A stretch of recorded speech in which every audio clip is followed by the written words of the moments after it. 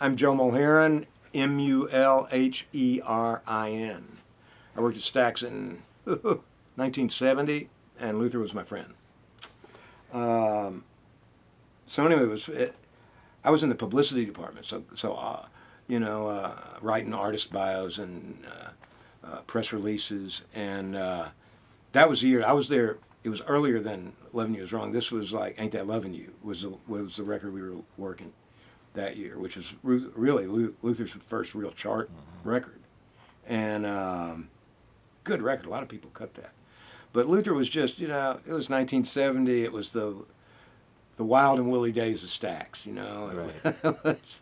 But there were a few guys that were just real gentlemen. Some of the older guys like William Bell or Lil Milton were just very, real put together, gentlemanly guys. And Luther was to me, was the younger gentleman. Luther was only, I think, 3 years older than I was. And we both were from Jackson, Tennessee, actually, was what made us laugh the first time we talked. But it's not besides us and Carl Perkins, that was about it for Jackson, I think. But Three big ones, though. But Luther, it was the 70s. It was really the tail end of the 60s, early 1970s. And Luther was just such a sweet-hearted person, I think you'd be very hard put to find someone that had something nasty to say or Right.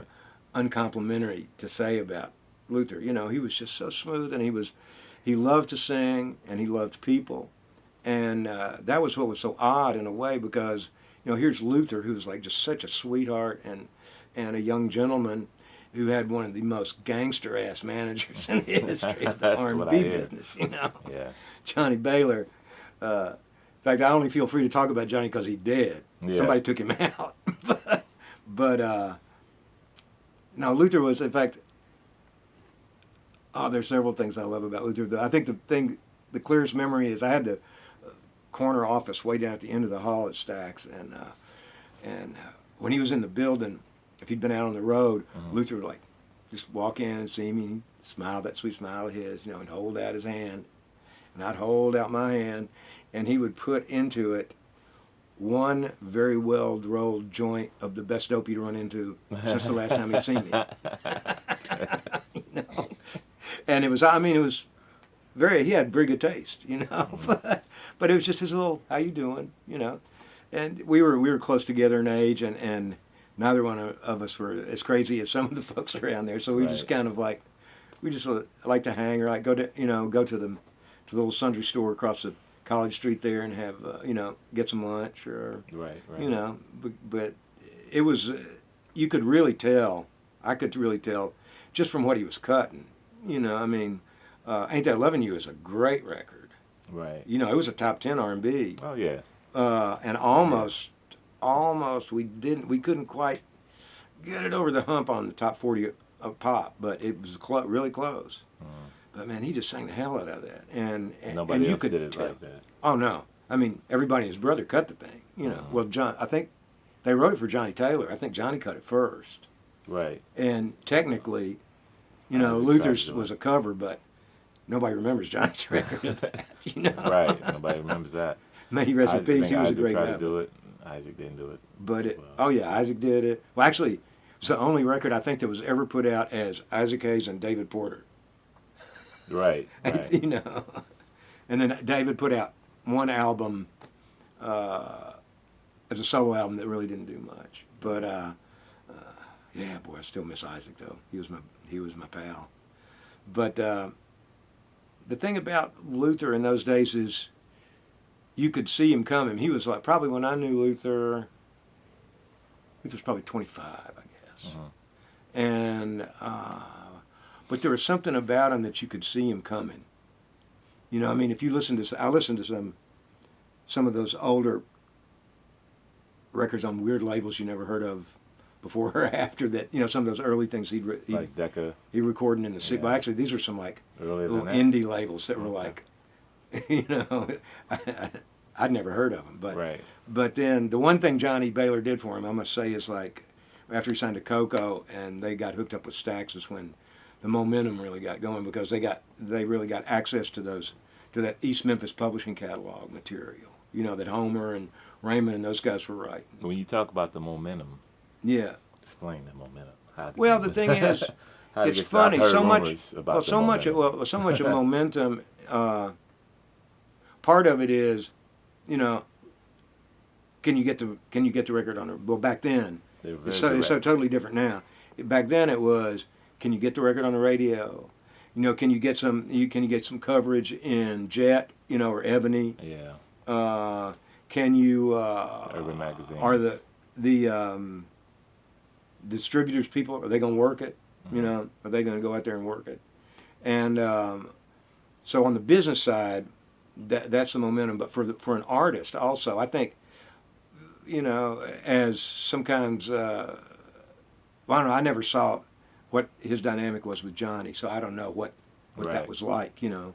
But I mean, Luther was a smart guy, and he knew, you know, so much of momentum as an artist, I think, is morale. Mm-hmm. You know, if you're out there, you know, beating your head against the wall with mediocre songs on labels that don't know what to do with them, you feel like you're not, you know, Not going and you're anywhere. in quicksand, and you feel like you're getting pulled down by that, you Right. know. But you go to a place like Stax in those days was, you know, early when Luther came on. It was early in like the second phase of Stax, in the Right. post-Atlantic phase of Stax, Right. and man, it was cranking. I mean, people were coming. They were coming into work every day writing songs. The first phase was Otis Redding. The second Well, phase was, well, first phase was, you know, when they were distributed by Atlantic, Atlantic, yeah. and it was, you know, Sam and Dave. That's where they got Sam Eddie and Dave Floyd, from. Yeah. On loan, Sam and Dave. They didn't know they had Sam and Dave on loan. Well, no, they knew that they were an Atlantic act, Yeah. and that Jerry sent them down there because the people in New York didn't know what to do with them. Right. And Isaac and David knew exactly what to do with them. Mm-hmm. Write them some great songs, and you know, and man, Sam came in town and played a big benefit for me back last fall, just before he turned 78, and still singing his ass off. Yeah. 78 years old. Eddie Floyd just turned 77. Is out there. I bet you he'll do 100 shows this year. I saw him last year, yeah. But then the thing about Luther was that he had I think it made a big difference to him that he could feel that momentum. I mean, that was his first record that really charted, you know, and that people really heard on the radio. Right. And they really, he was going, damn, I'm a recording artist, you know, and he was getting that feeling, I think, and it all he needed was exactly the right song to go that last lap. And 2 years later, you know, Homer and Raymond and I forget who else. I think there were 3 writers on that, as I recall, but I know it was Homer Banks and Raymond Jackson and somebody else, maybe Carl. Carl Hampton. Carl, yeah. But they wrote that song, man, and that was it. You know, I mean, it was a great I song. heard that the song sat on a shelf for a while, the emotions, and yeah. yeah, But just couldn't do it. Well, you know, over there, I mean, people were writing. Raymond and Certain songs were for certain groups. and They didn't want Homer the emotions to do that. were they were in a writing group with Betty Crutcher that was called We Threes, what they called it. Okay. Like they wrote a lot of Johnny Taylor stuff. They wrote Who's Making Love, such a great song, great record. But you know, there were different people that were signed to East Memphis, which is the publishing company, that they would just hook up in the studio or in one of the writing offices and just like, let's write.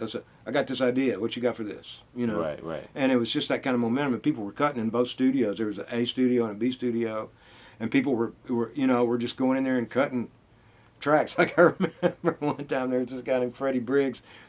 This interview's not about me, but I mean, this shows you what the feeling was like over there. I was sitting in my office, like writing a press release or something one day, Right. and there was this young guy named Freddie Briggs who was like really wanted to be a producer really bad, and he had saved up some money and he cut this really great track, and he only had like one verse of lyrics of it, but he cut it in a real funny key because he didn't know who he was cutting it for. Right. He thought maybe he was cutting it for Isaac, or who's, you know, got a voice like mine, got a low voice, but you know, Isaac, it wasn't what Isaac was into, Right. you know, and he couldn't find anybody to sing it, so Freddie was going up and down the halls going, Who can sing? "You sing?" And I said, "Yeah, I sing Right. a little." He said, "Well, come here and come in here." I mean, he drugged me into the Studio A, man. Said, put the cans on. And it was like, it was just a little too high for me, you know? Right. But it was that kind of feeling that, you know, I think Isaac's success really rekindled that we can kick ass feeling around Stax, you know, because they had such a shock when the Atlantic deal came to an end. They suddenly realized that Atlantic had the rights to all those masters because Jim had signed a bad contract. Yeah. You know, so they had no catalog. Their catalog was gone. And so Al Bell, being the crazy guy that he is, man, Al said, "You know what we're gonna do?" I forget how many he was. He said, "We're gonna cut 35 albums and release them all in 2 weeks or something like that." Right. I forget what the exact numbers were, but they did it. They did, yeah. And the whole industry went, "Damn," you know. And then of course Hot Buttered Soul was like, yeah, you know, I mean that was a paradigm shifting record. You know, people say Shaft, but it was really Hot Buttered Soul that was just. And you know, Alan and Jim, I think they were privately wondering, what the hell is Isaac doing? You know, he's getting all these standard, like The Look of Love and like all these, didn't write any of the songs. By the time I get to Phoenix, you know, but he was Isaac, and they trusted him.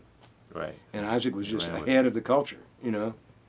He was ahead of the culture, and there it was. But it was on another story. I told you on the phone too that the last time I didn't see Luther in the last years of his life. You know, we kind of lost track of each other because I left Stax and went to Europe and was doing stuff, and Luther kept on and did "Loving You Is Wrong," and then the craziness happened with Johnny and all that. But I knew I had tried to reach out to him actually when we were doing a concert called Soul Comes Home, which is a big reunion concert for all the Stax folks who were still alive and some guest artists.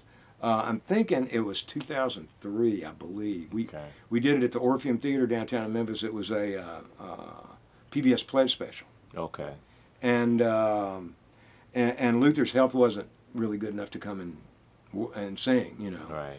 But I wanted something of him on there. I wanted somebody to sing "Live Loving You Is Wrong," and the only person I could possibly think of that could do it, and it wouldn't be like a lame cover, you know, was Luther Vandross, who had already agreed to be on the show, to come down because he was a big Stax fan, you know. Right. And I remember I talked to Luther. I finally got a hold of him. His road manager gave him my number, and he called me up one night, kind of late, I don't know, like 9, 10 at night, and we were talking, you know, and I said, "Man, Luther," I said, "I think you've got to do If Loving You Is Wrong."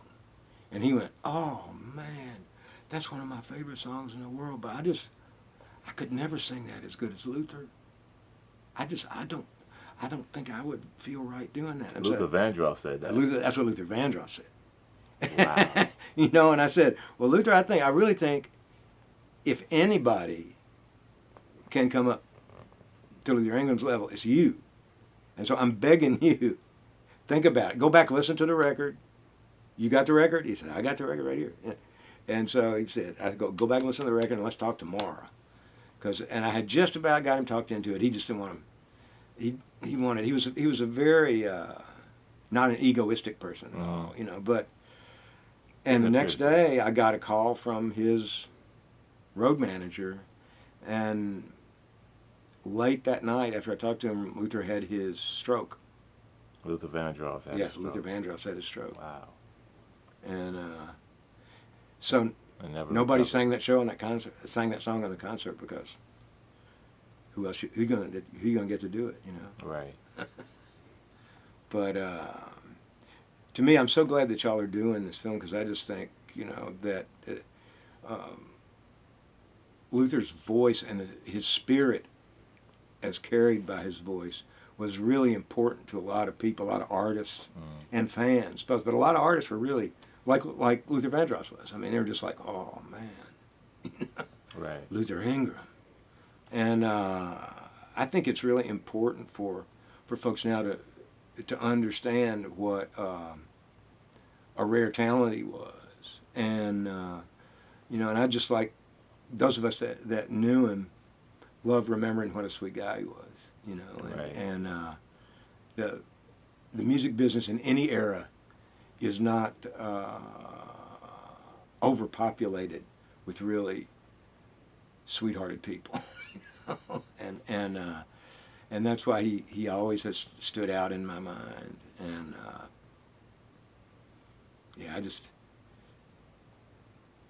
I wish I could go hear him play tonight. I wish I could too. Yeah.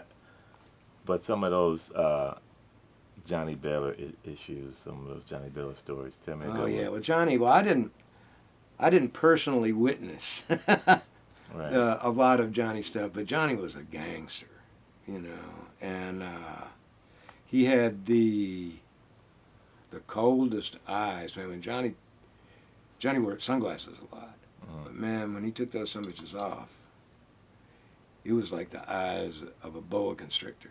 It was like you just knew you didn't want to mess with this guy, Right. And he had an enforcer person that worked with him named Dino, who may he rest in peace. I think he passed away last year. Right. Who, interestingly, This year. oh, Actually. was it this year? Yeah, this year. But who ended up as a minister, interestingly enough, for. That's unusual. Yes, it was. For Well, somebody like, Dino was a funny guy because he was like a split personality guy. If you decided Dino would come see me in my office, and he was like a very stocky build. He was like a short WWE wrestler, and he shaved his head like Isaac because he thought it was real cool, Because Isaac was really the first guy after Kojak that shaved his head. And right. And Dino was just, he was really muscular. He was like like a short middle linebacker, sort of, is what how he came across. But he was just, he was like, hey, how you doing, man? Kind of goofy, kind of fun. But man, when Johnny Baylor turned that other switch, no, and I think Dino went to see some folks that really didn't know if they wanted to play Luther's records, and after Johnny's visits, they really wanted to play Luther's records. That's what we heard. Right. And I think maybe his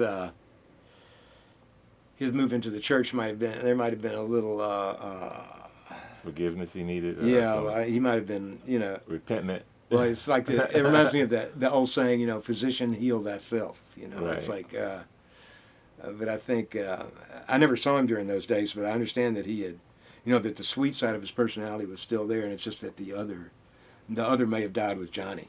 Right. Which would have been a good thing because it was like a split personality. But Johnny was, I was glad that he got Luther heard and got him a deserved. There was nothing undeserved about that number one for Loving You Is Wrong.